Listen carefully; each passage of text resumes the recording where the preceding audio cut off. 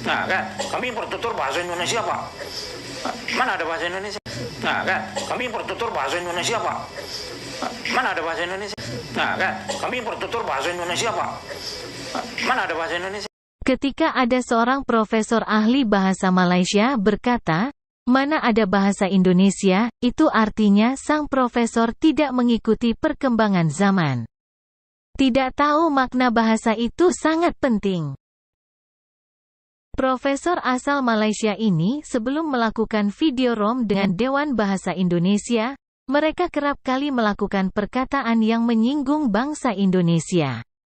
Seperti beliau mengatakan, "Mana ada bahasa Indonesia?" Menurutnya bahasa Indonesia tidak ada, yang ada hanyalah bahasa Melayu, yang menurut mereka bahasa Melayu itu sangat banyak penuturnya hampir 300 juta. Tetapi sungguh di luar dugaan, setelah banyaknya gelombang protes dari warga Indonesia dan setelah beliau berdiskusi dengan Dewan Bahasa Indonesia, barulah beliau sadar bahwa perkataannya tidak sesuai dengan keilmuan dan gelar profesor yang selama ini diagung-agungkan. Bahkan beliau tersipu malu dan terdiam ketika mendengarkan penjelasan dari Badan Bahasa Indonesia tentang kedudukan bahasa Melayu. Mereka sadar bahwa sesungguhnya kedudukan bahasa Melayu amatlah lemah dan sedikit penuturnya. Jika kita kaji, ternyata profesor ini hanya belajar dari apa yang didengar oleh para pakar-pakar bahasa saja. Ini terbukti kualitas seorang profesor yang masih jauh keilmuannya dengan para profesor yang ada di Indonesia. Nyatanya beliau sekarang melemah dan bahkan berbalik membela bahasa Indonesia. Coba kita dengarkan pernyataannya sekarang setelah kalah berdebat dengan profesor dari Indonesia. Ini penjelasannya. Bahasa kita ini sudah menjadi begitu serumpun tetapi sudah tidak serupa kerana sejak kita merdeka, Indonesia merdeka 1945, Malaysia merdeka 1957, bahasa itu membangun mengikut acuan negara bangsa masing-masing, ya, secara berotonomi. Jadi di Malaysia sejak merdeka, bahasa Melayu itu dipanggil sebagai bahasa kebangsaan dan statusnya diletakkan dalam Undang-Undang Dasar Malaysia atau dalam Konstitusi Malaysia. Ya. Bahasa itu dikenali sebagai bahasa kebangsaan Tanah Melayu waktu itu. Kemudian apabila Malaysia ditubuhkan, namanya berubah menjadi bahasa Malaysia. Jadi waktu itu tidak ada isu dari segi nama. Satunya bahasa Malaysia, satu lagi bahasa Indonesia. Jadi dia menjadi bahasa Malaysia Indonesia. Ya. Tetapi kemudian pada 1986, tak tahu apa sebabnya, nama itu berubah. Diubah kepada bahasa Melayu. Dan bermulalah, itu bukan dirancangkan begitu. Tetapi kesan daripada perubahan nama bahasa Malaysia kepada bahasa Melayu itu sudah menimbulkan kekeliruan, ya, sebab tidak ramai orang mengerti tentang konsep bahasa Melayu daripada perspektif Indonesia. Jadi sebab kalau di Malaysia, orang Malaysia selalu suka menyebutkan ini alam Melayu. Semuanya sekali. Yang kita panggil Nusantara itu panggil alam Melayu. Jadi bahasanya bahasa Melayu. Jadi saya fikir sewaktu yang amat berhormat Perdana Menteri Malaysia mengatakan bahawa bahasa Melayu perlu menjadi bahasa kedua ASEAN, saya fikir beliau bermaksud bahawa bahasa Melayu yang disebutkannya itu ialah bahasa Nusantara, ya, bahasa yang termasuk di dalamnya bahasa Indonesia sebab penuturnya ialah 300 juta orang. Tetapi di Indonesia ungkapan bahasa Melayu itu bermaksud bahasa daerah Riau semata-mata. Ya, begitu ya. Jadi pada saya, kalaulah Yang Amat Berhormat Perdana Menteri Malaysia menggunakan ungkapan bahasa Malaysia Indonesia, tentu tidak menimbulkan masalah. Tetapi bila disebutkan bahasa Melayu Indonesia, dia menjadi masalah. Jadi saya fikir sudah ada percubaan untuk mengubah kembali nama bahasa Melayu kepada bahasa Malaysia pada 2007, tetapi tidak berjaya.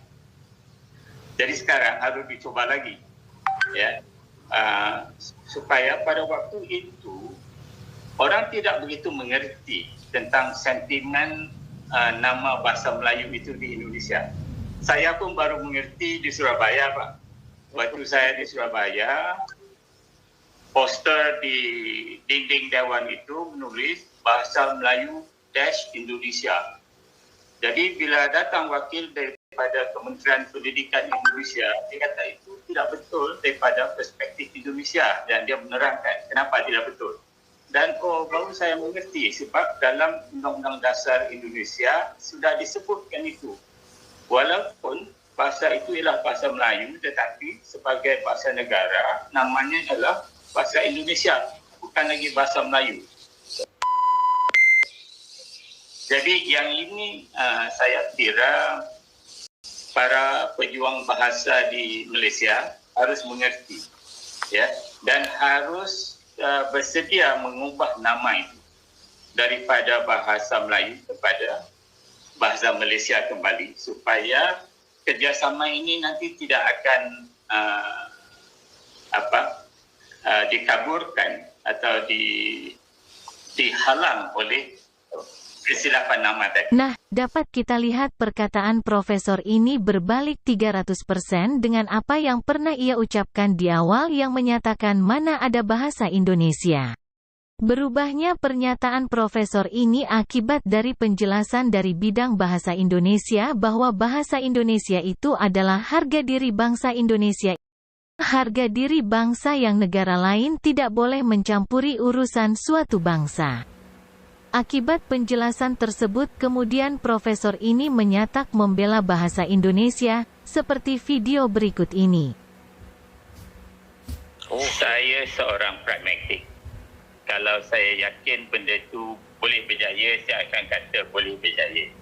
Kalau saya rasa perkara itu tak mungkin berjaya, saya pun kata tak mungkin berjaya. Dalam kes ini, pada saya, hasil daripada kerjasama Majlis Profesor Negara dengan Asosiasi Profesor Indonesia dan juga Dewan Guru Besar seluruh Indonesia ini, saya cenderung mengatakan selagi Malaysia berkeras menggunakan perkataan bahasa Melayu sebagai bahasa rasmi Malaysia, bukannya bahasa Malaysia sebagai bahasa rasmi Malaysia, selagi itu Indonesia akan menolak kita. Walaupun Prof. Dr. Awang seharian kata ada majlis antarabangsa bahasa Melayu, itu semua itu MABIM. Kenapa tidak MABIM? MABIM tidak berjaya apabila perkataan bahasa Melayu mula digunakan. Pada masa bahasa Malaysia digunakan, MABIM itu mantap. Bila masuk bahasa Melayu, dia sudah menjadi longgar. Jadi teori saya lah, jadi tubuhlah satu majlis baru, majlis antarabangsa bahasa Melayu. Tapi pada saya, seorang yang pragmatik, kalau penutur bahasa itu berjumlah 200 juta dan penutur bahasa Melayu kita berjumlah 20 juta, mungkin kurang lagi, tentulah 200 juta itu yang menentukan. Sebab penuturnya ramai dan dia juga berkembang dalam bidang akademik, dalam bidang budaya dan sebagainya. Bahasa Melayu itu pun datang daripada bahasa dia, bahasa Riau.